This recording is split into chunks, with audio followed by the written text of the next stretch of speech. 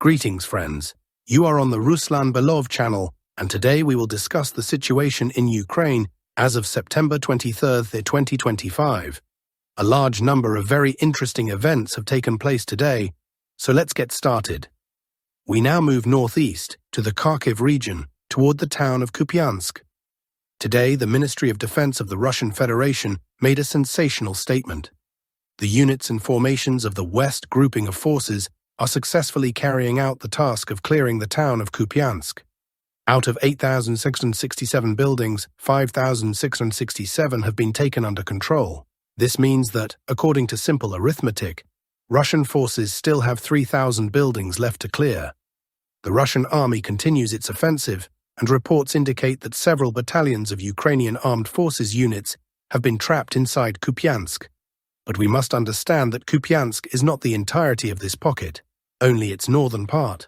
According to the Ministry of Defense, by the evening of September 23rd, the Russian Federation already controlled 65–66% of the city.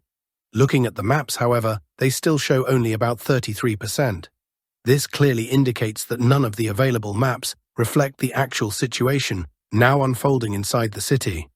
The Ministry of Defense paints a detailed picture of what will happen next, how Kupyansk functions as a logistical hub for the Ukrainian armed forces, and what prospects and opportunities the capture of this city opens. The ministry emphasizes that control over Kupyansk will allow further offensive operations deeper into the Kharkiv region, including directions toward Izium and Chuhuiv. Furthermore, once Kupyansk is taken, a direct route to Vovchansk will open from the south to link up with advancing forces of the north grouping. As we can see, Kupyansk is a critical defensive hub. From this sector, the Ministry of Defense states Russian forces will push toward Vovchansk, toward Chuhuiv, effectively the southeastern section of the Kharkiv agglomeration, as well as toward Izium, which would be a rear strike against Ukrainian units in the Sloviansk-Kramatorsk agglomeration. In other words, this report from the Ministry of Defense was made for a reason. It seems that the moment when Kupyansk will be fully cleared by Russian forces is already on the horizon, very close. After that, Ukrainian defenses are expected to collapse, and Ukrainian troops will begin a mass retreat from settlements on the Russian-controlled side of the Oskil River to the Ukrainian side, toward villages such as Osinove, Senkove, and farther west toward Shevchenko, Starovorovka, and of course Chuhuiv itself. So we await further updates from this sector. Without a doubt, historic events may unfold here this very week. We now move to the southern Kupyansk direction, or the Lyman sector of the front. Today, pro-Russian experts reported advances by Russian units in the villages of Derelov and Novoselivka. According to maps shared by these experts, the village of Derelov is already fully under the control of the Russian armed forces. Russian units also managed to secure positions in the northern part of Novoselivka.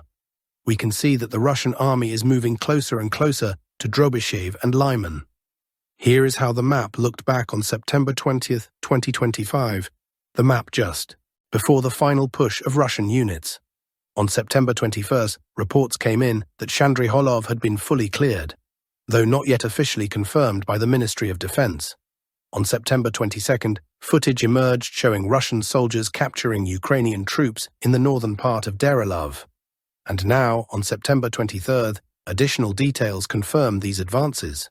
Based on this information, it seems only a matter of time before the Ministry of Defense confirms full control over Chandriholov and Derelov, after which active fighting will begin for Novoselivka and possibly Drobyshev as well.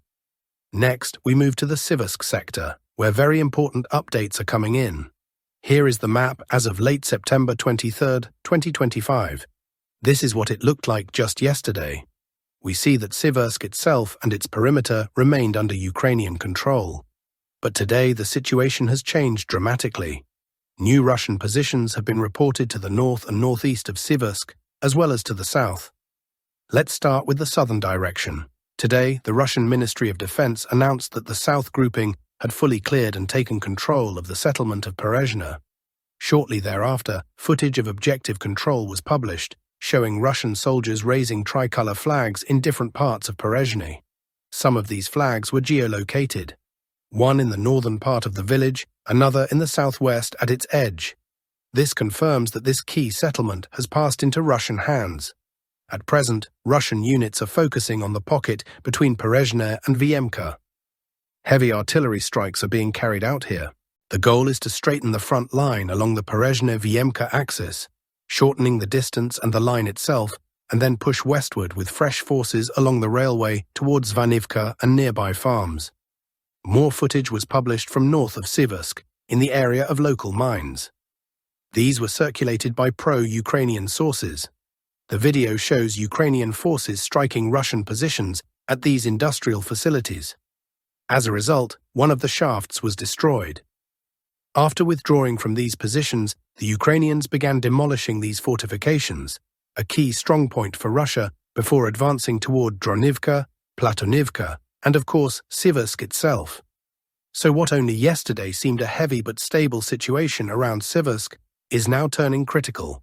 The latest updates suggest that the Ukrainian position there may soon collapse, forcing a retreat. As for Pokrovsk and the surrounding agglomeration, there are no major changes today.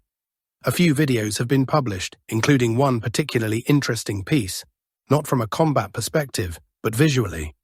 If you look closely at the footage, you can see countless fine lines shining, as though sunlight is reflecting off spider webs. But these are not webs.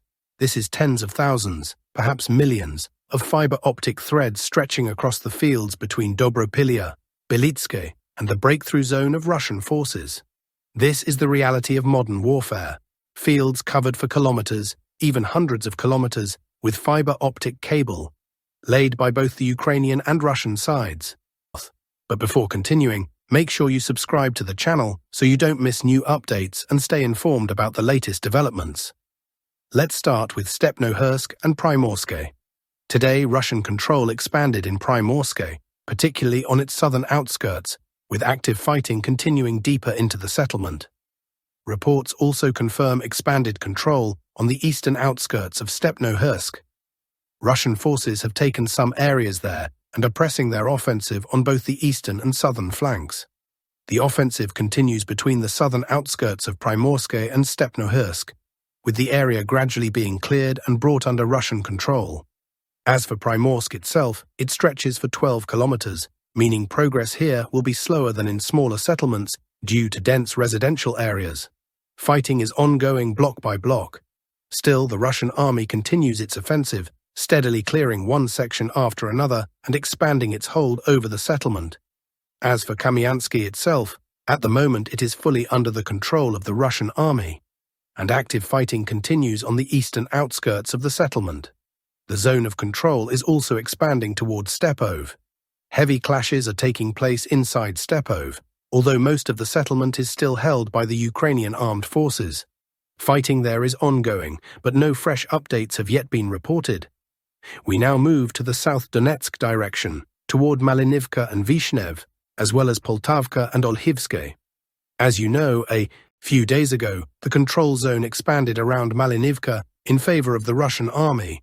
That pocket of territory has now been cleared, and offensive operations are continuing toward Poltavka, with fighting already on its outskirts. Olhivska was recently fully cleared and taken under Russian control, along with territories south of it, and Russian forces are now pressing further toward Okhotniche and Poltavka. Zooming out on the map and moving north. As you know, Novoivanivka has long been under Russian control, as well as the territories southeast of it. These areas have also been cleared and secured, and now the offensive continues toward Novovasilivka, Novonikolaivka, and Novohrihorivka.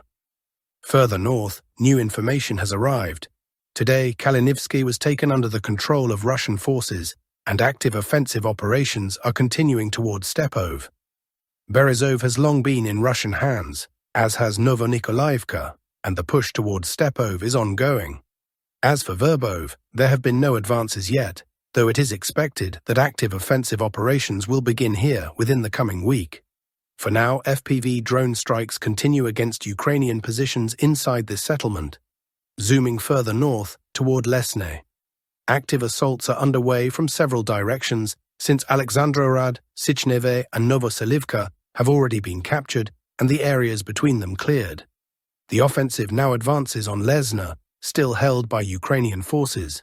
Meanwhile, Sosnivka has also been cleared and secured by Russian troops, who are pressing onward toward Arestopol and Velikomykhailivka, moving farther north on the map, toward Andriivka, Klevtsove, Zeleny High, Ivanivka, and Filia. At the moment, Zeleny High is fully controlled by Russian forces, though Ukrainian troops still maintain a presence on the northwestern outskirts, in tree lines and fields, where heavy fighting continues. The northern part of Andriivka-Klevtsov is under Russian control, while clashes persist on its southwestern edges, where Ukrainian forces remain entrenched. This pocket of territory is being gradually cleared and secured by Russian troops, forcing Ukrainians to retreat toward Andriivka-Klevtsove and eventually Lesna. Offensive actions also continue toward Ivanivka, with battles now taking place on its southern outskirts, particularly near the Vovcha River. The areas from Zeleny High to Dakhne, as well as Filia, have long been cleared and secured by the Russian army. Active fighting continues north of the Vovcha River between Ivanivka and Filia, as Ukrainian forces still hold positions there, but the Russians are steadily pressing them back. Offensive operations are also advancing toward Novopavlivka from Filia. The territories from Dakhne to Orykhov have been cleared and secured, as have Novonikolaivka and Muravka, which passed under Russian control just a few days ago. The areas south of Muravka are still being cleared, though large parts are already controlled by Russian forces. Heavy fighting is underway in Belikivka, which remains under Ukrainian control, and Russian troops continue their push toward Novopavlivka. This entire pocket is gradually being cleared and brought under Russian control.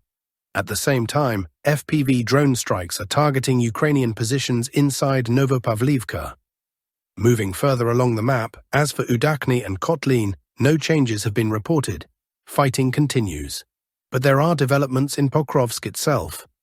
On the western outskirts of Pokrovsk, Russian forces have expanded their control zone. Some residential areas and territories have already been taken under Russian control.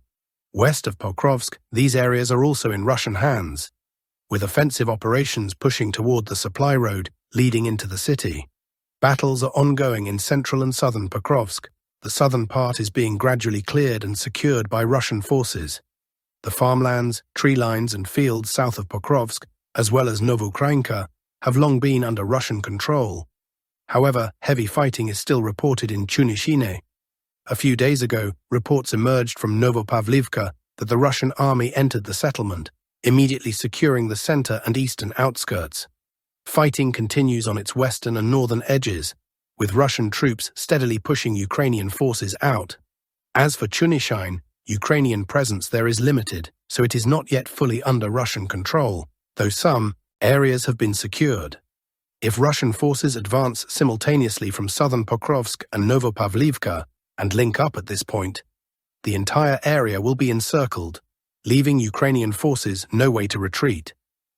Active fighting continues inside Novopavlivka and southern Pokrovsk, as well as deeper into Pokrovsk from its southern outskirts. As for Lysivka and Suky Yar, most of Lysivka is already under Russian control, though Ukrainian forces still hold positions on its eastern outskirts. Suky Yar remains under Ukrainian control, with fighting ongoing on its southern edges. Moving further toward Mirnohrad, heavy battles continue in Kazatske and Promin. Russian forces are approaching from the eastern outskirts of these settlements and have also advanced toward the village of Balahan. In eastern Mirnohrad, territories have already fallen under Russian control, with Russian troops entrenched there, and fighting continues. On the northern outskirts of Mirnohrad, some areas are also under Russian control, with clashes ongoing.